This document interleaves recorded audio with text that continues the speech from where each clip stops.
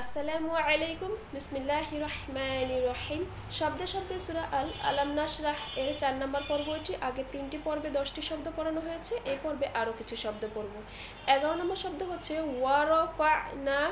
এখানে দুটি শব্দ রয়েছে, একটি শব্দ হচ্ছে ওয়াও জবর ওয়া, এর অর্থ হচ্ছে আর অথবা এবং, এবং আরেকটি শব্দ হচ্ছে রফানা, এর অর্থ হচ্ছে আমরা সমুচ্চ করেছি অথবা আমরা উন্নতি করেছি।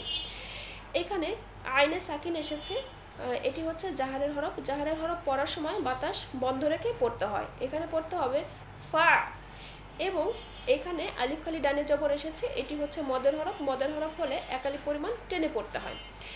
ওয়ারফানা এর অর্থ হবে আর আমরা সমুচ্চ করেছি অথবা আর আমরা উন্নতি করেছি। 12 নম্বর শব্দ হচ্ছে লাকা। এখানেও দুটি শব্দ রয়েছে, একটি হচ্ছে লাম জবর লা, এর অর্থ হচ্ছে জন্য, এবং আরেকটি শব্দ হচ্ছে কাফ জবর কা, এর অর্থ হচ্ছে তোমার অথবা আপনার অথবা তোমাকে আপনাকে এরূপ অর্থ প্রকাশ করে। 13 নম্বর শব্দ হচ্ছে যিকরক।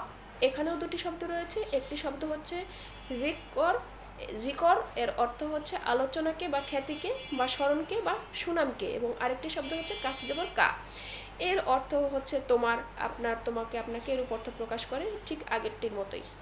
এই দুটি শব্দ মিলে একত্রে হয়েছে যিকরক, তোমার খ্যাতিকে বা তোমার স্মরণকে বা তোমার সুনামকে। এবং এখানে কাফে সাকিন এসেছে, এখানে জাহারের হরফ বাতাস বন্ধ রেখে পড়তে হবে। এবং ওয়াকফের স্থানে এখানে কাফে জবর এসেছে, সাকিন হয়ে যাবে, অর্থাৎ 4 নম্বর আয়াত এখানে শেষ হয়েছে।